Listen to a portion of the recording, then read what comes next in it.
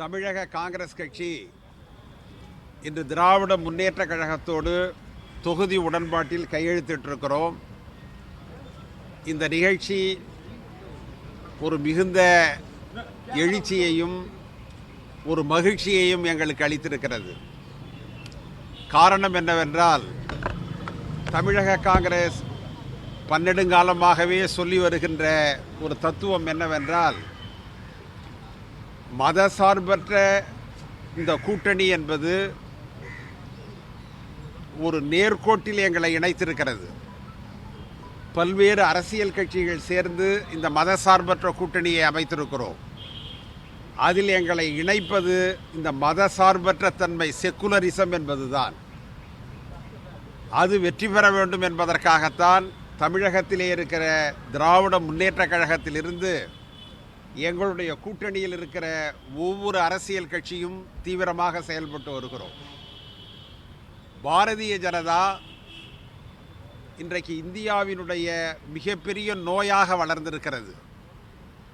அது நோயாக இருப்பது மட்டுமல்ல, அந்த நோயை மற்றவர்கள் மீதும் பரப்புவதற்கு அவர்கள் முயற்சிக்கிறார்கள்.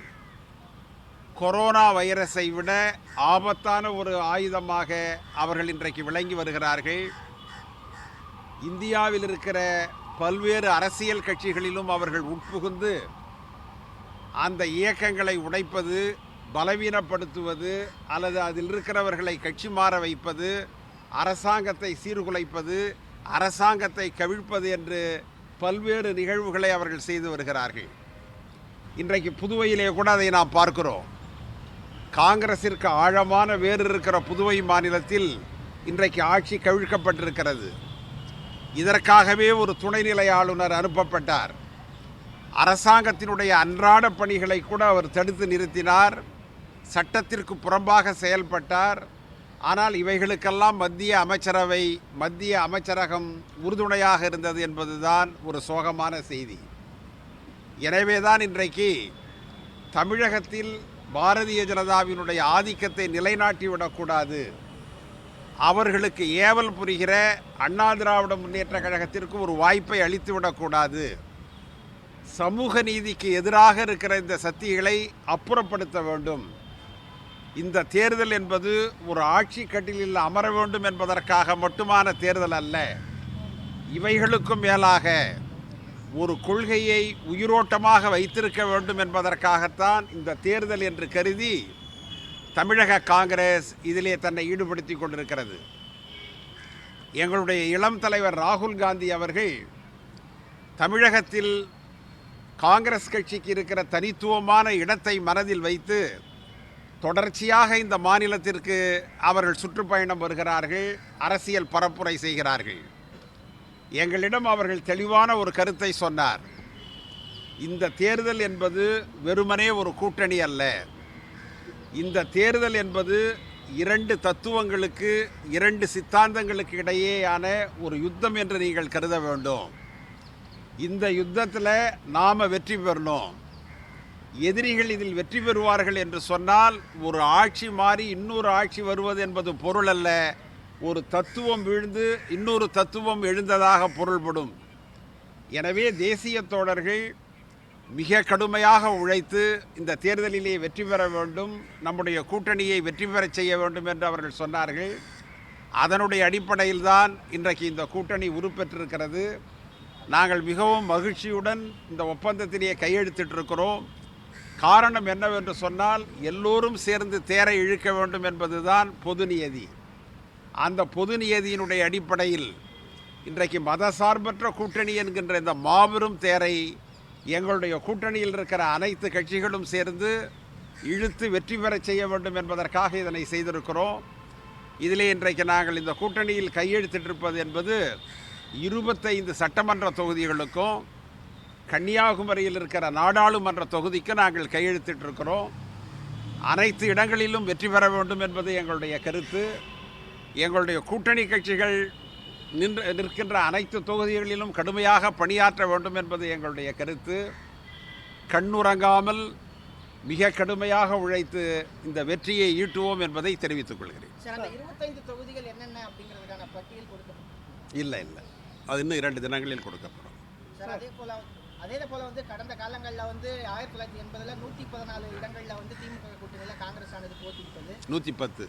அதற்கு தப்பா முன்னாடி சொல்லக்கூடாது. 61 இப்போ 60 40 20 அப்படி குறைஞ்சிட்டே வருது. அடுத்த 5 வருஷத்துல ஒண்ணுமே எல்லாம் போயிருமா காங்கிரஸ்? குறைந்துட்டே இருக்கே, அதுக்கான காரணங்கள் 60 60 40 20 ஏன் உங்களுக்கு அடுத்த 5 வருஷத்துல ஏன் என்ன உங்களுக்கு காங்கிரஸ் ஏன் உங்களுக்கு என்னவா இருக்கும்? ஏன் உங்களுக்கு இவ்வளோ பெரிய ஆதங்கம்? இல்ல இல்ல அது வந்து உங்களுடைய தொண்டை நான் என்ன சொல்கிறேன், அரசியலில் ஏற்ற இறக்கங்கள் என்பது இயல்பு. நீங்கள் வந்து அரசியலில் மாபெரும் தலைவர்கள் தோல்வி அடைந்திருக்கிறார்கள், அதன் பிறகு எழுந்து வெற்றி பெற்றிருக்கிறார்கள்.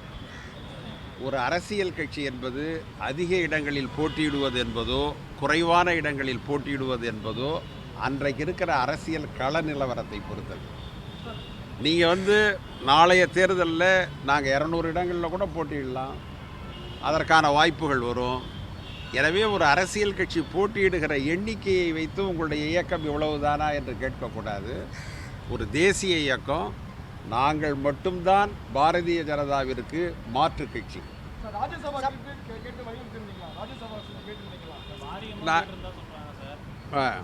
கொஞ்சம் சொல்லுங்களேன், எந்தெந்த வாரியம்னு சொன்னீங்கன்னா மகிழ்ச்சியாவது போவோம். கேட்டிருக்கிறோம், நாங்கள் கேட்டிருக்கிறோம், அவர்கள் பரிசீலிப்பதாக சொல்லியிருக்கிறார். காமராஜர் ஆட்சின்னு ஒரு கடந்த காலங்களில் சொல்லிட்டு இருந்தீங்க. இப்போ ஒரு 10 ஆண்டுகளா அந்த மாதிரியான ஒரு பேச்சே இல்லை. இல்லையே, வரும் காலங்களில் இல்லையே, நீங்கள் சரியா நீங்கள் முதல்ல பேப்பர் படிக்கணும். பத்திரிகையாளர்கள் பேப்பர் படிக்கிறதே கிடையாது. நான் 10 நாளைக்கு முன்னாடி கூட காமராஜர் ஆட்சியை அமைப்போம்னு சொல்லியிருக்கிறேன். எப்போ சொல்கிறேன்னா 2021 தேர்தலுக்கு பிறகு அதற்கான கோஷத்தை நாங்கள் பெரிதுபடுத்துவோம், அதற்காக செயல்படுவோம்னு சொல்கிறேன். இந்த நேரம் வந்து பாரதிய ஜனதாவை வீழ்த்துவது தான். இந்த நேரம் வந்து காமராஜர் ஆட்சியை கொண்டு வருவது என்பது அல்ல. பாரதிய ஜனதாவை வீழ்த்திய பிறகு காமராஜர் ஆட்சியை கொண்டு இல்லையே, காது கேட்க மாட்டேங்குதா உங்களுக்கு? இதன் பிறகுதானே நான் சொன்னேன். பாண்டிச்சேரியிலும் இந்த பேச்சுவார்த்தை எப்ப நடக்குது? பாண்டிச்சேரியிலும் திமுக இல்ல, அங்க அது தனி கட்சி அமைப்பு இருக்கிறது, அவர்கள் 2 பேரும் பேசுவாங்க. பாஜக அதிமுக அதுல பாஜக வந்து கூட்டணியில மட்டும் இல்லாம ஆட்சியிலும் பங்கு கேட்கும்னு சொல்றாங்க. அது மாதிரி இந்த வாட்டி காங்கிரஸ் கேட்க வாய்ப்பு இருக்கு அதிமுக? இல்ல, எங்களுக்கு அந்த நோக்கம் கிடையாது. சார் நீங்க போட்டியிடுவீங்களா சார்? இல்ல, நான் இல்ல. Sir, in English. Yeah. Today, the Indian National Congress and the DMK, we have signed the seat sharing agreement, and we will be contesting in 25 assembly seats and 1 Lok Sabha Kanyakumari seat. Yesterday and today discussions took place, and in a spirit of cooperation, because the country is facing a big threat today, not just in terms of the ideological battle, but also to save the democracy. We are seeing how Bharatiya Janata Party is running this country like a dictatorship, toppling governments, destroying democratic institutions, and using its money power, government power to destabilize and finish off the opposition parties. Their agenda in Tamil Nadu also is the same. By entering an alliance with the AIADMK, the BJP's intention is to finish off the AIADMK also. They want to kill all the opposition parties and have a one-party rule, one-man rule in this country. So this is a very dangerous situation the country is facing. And the Congress party has always stood for the democratic principles, and today this alliance with the DMK, Congress, left parties and other regional parties, this is a secular front which will show a message like what Sri Rahul Gandhi ji said throughout the country, that we will stop this fascist force, and throughout the country all parties, like-minded parties have to come together to stop what is happening, the destruction of democracy that is happening in this country.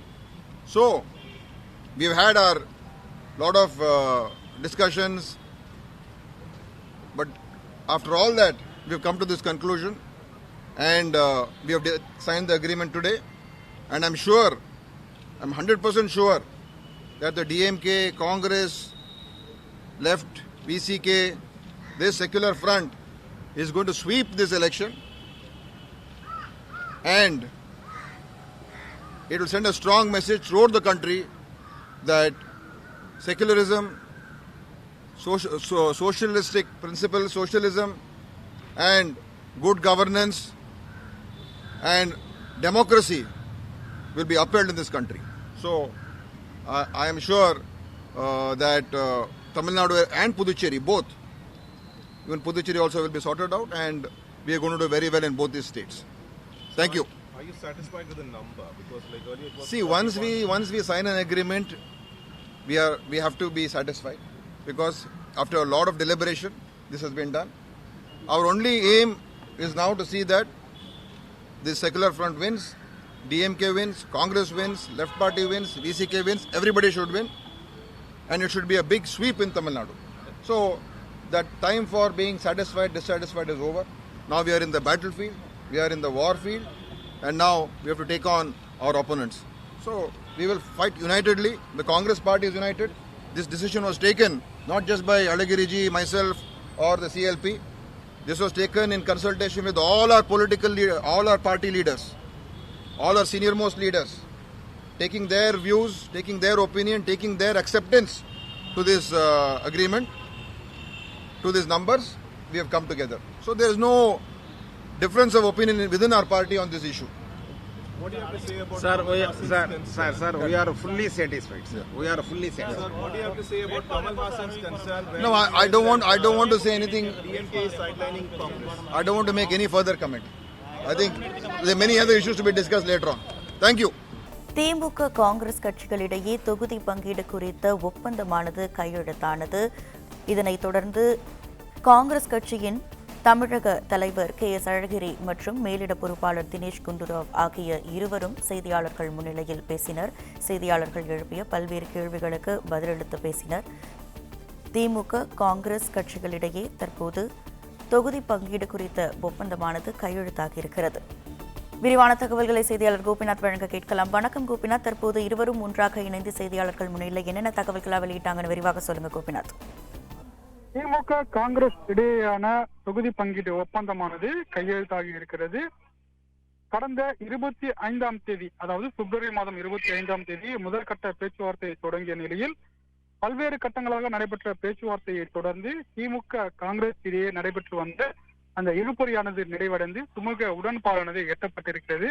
அதன் அடிப்படையில் திமுக கூட்டணியில் காங்கிரஸ் கட்சிக்கு 25 இடங்கள் ஒதுக்கீடு செய்யப்பட்டிருக்கிறது. அதிகாரப்பூர்வமாக இதனை தமிழக காங்கிரஸ் கமிட்டி தலைவர் KS அழகிரி சற்று முன்னதாக தெரிவித்திருக்கிறார்.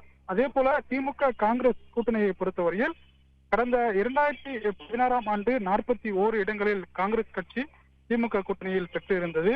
அதில் 8 இடங்கள் மட்டுமே வெற்றி பெற்றிருந்த சூழலில் தற்போது 2021ஆம் ஆண்டு நடைபெற இருக்கக்கூடிய இந்த சட்டமன்ற தேர்தலுக்கான தொகுதி பங்கீடு பேச்சுவார்த்தை கடந்த மாதம் 25ஆம் தேதி தொடங்கி முதற்கட்ட பேச்சுவார்த்தை உடன்பாடு எட்டப்படாததன் காரணமாக மார்ச் 2ஆம் தேதி 2ஆம் கட்ட பேச்சுவார்த்தையானது திமுக காங்கிரஸ் இடையே நடைபெற்றது. அதன் பிறகாகவும் கூட அந்த தொகுதி பங்கீட்டில் இந்த உடன்பாடானது எட்டப்படவில்லை. திமுக காங்கிரஸ் கட்சிக்கு வழங்குவதாக கூறியிருக்கக்கூடிய அந்த எண்ணிக்கையானது அவர்களுக்கு திருப்திகரமாக இல்லாததன் காரணமாக அதன் பிறகாக பல்வேறு முறைகளில் மறைமுக பேச்சுவார்த்தையானது திமுக மற்றும் காங்கிரஸ் இடையே நடைபெற்று வந்தது.